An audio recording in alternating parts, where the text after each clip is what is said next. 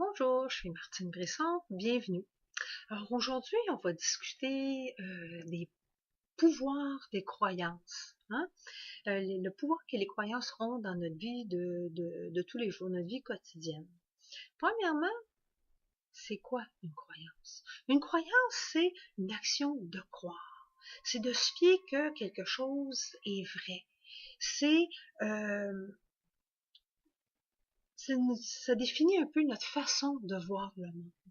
Quand on croit quelque chose, c'est justement une croyance, c'est de croire que quelque chose est vrai, même si on n'a aucune preuve si c'est vrai ou pas, mais ça fait partie de nous, ça définit notre façon de voir le monde. Mais d'où viennent ces croyances-là? Mais ces croyances-là sont souvent installées dans l'enfance.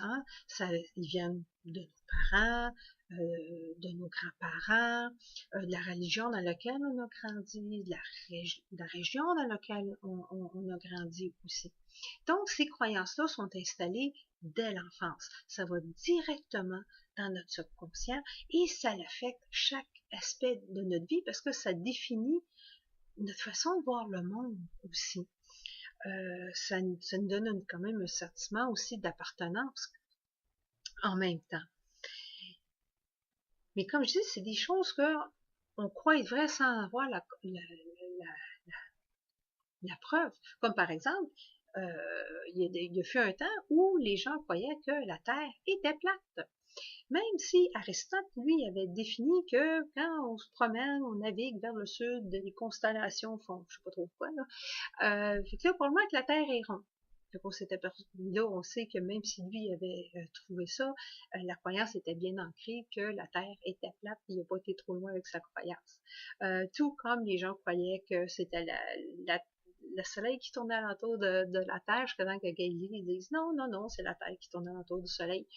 Et puis, ben, le monde n'a pas cru, mais il a coûté sa vie d'ailleurs. Donc, les croyances qu'on a peuvent nous limiter. Les croyances qui ont été installées, ça peut être des croyances limitantes, ça peut nous empêcher de vivre la vie qu'on a le pouvoir de vivre.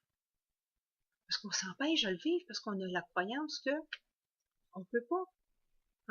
C'est Ford qui disait, mais il y a quelqu'un avant Ford qui l'a dit, mais je ne me rappelle plus c'est qui. C'est Ford. Ford qui disait, si vous croyez que vous pouvez, vous pouvez. Si vous croyez que vous pouvez pas, vous pouvez pas. Et c'est exactement ce qui arrive. Il y a été un temps aussi où les gens croyaient que c'était impossible de courir 1 000 dans 4 minutes, en bas de 4 minutes. Et il n'y avait pas personne qui avait réussi jusqu'à temps que quelqu'un dise non, c'est possible. Et il a réussi de courir le 1000 en dedans de 4 minutes. Et là, dans l'année qui a suivi, il y a 4 autres personnes qui ont réussi parce que là, maintenant, la croyance avait été brisée. Maintenant, on savait qu'on pouvait courir 4 minutes plus vite, 4 minutes, 1 000 plus vite que 4 minutes. Alors, ce serait peut-être intéressant de vous poser la question, d'où viennent les croyances que j'ai maintenant?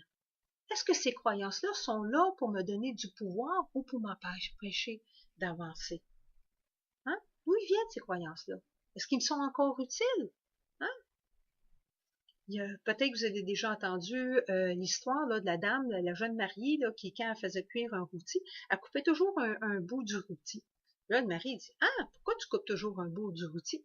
Là, la jeune mariée, elle dit, ben, je sais pas, moi, ma mère a toujours fait cuire son rôti en coupant un bout, fait que c'est comme ça qu'on le fait. Fait que là, le mari demande à la belle-maman quand il la voit la prochaine fois. Et là, belle-maman répond, ben, j'ai toujours fait cuire mon rôti comme ça. J'ai toujours coupé le bout du rôti. Fait que c'est comme ça que ça se fait, parce que ma mère faisait ça de même. Et là, de demander à la grand-mère. Et là, la grand-mère répond, ah, c'est parce que mon plat était trop petit. Fallait que je coupe mon rôti si je voulais qu'il fitte dans mon chaudron. Alors, sa fille et sa petite fille, sans se poser de questions, coupaient le bout de rôti parce qu'ils croyaient que c'était la façon de faire. Alors, peut-être vous posez vous-même la question. C'est quoi mes croyances? Est-ce qu'elles sont là pour me donner du pouvoir ou pour me limiter? Parce que souvent, comme par exemple au Québec, on a souvent la croyance que on est né pour un petit pain. Ou le monde qui sont riches est tout des crosseurs. mettons. Donc, si vous essayez de faire de l'argent, ou si vous essayez d'aller au-delà de ce que peut-être vos parents ou vos grands-parents ont réussi, ben ça marchera pas parce que vous avez la croyance que vous êtes né pour un petit pain ou que si on est riche, on n'est pas une bonne personne. Vous ne pouvez pas aller au-delà de cette croyance-là. Hein? Donc, c'est important de prendre le temps d'examiner vos croyances. C'est quoi ces croyances-là? D'où elles proviennent, ces croyances-là? Est-ce qu'elles sont là pour me donner du pouvoir ou pour me limiter? Hein? Parce qu'une croyance, là, c'est pas la réalité, en fait. Une croyance, c'est juste une façon de voir. Donc, on peut la changer.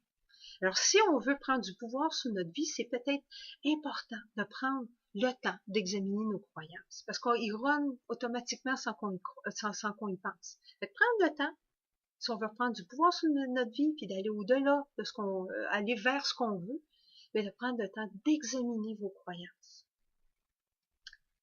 afin d'éliminer celles qui vous servent plus, puis d'en adopter des nouvelles qui vont vous aider à avancer dans la vie. Alors, sur ce, je vous souhaite bonne semaine.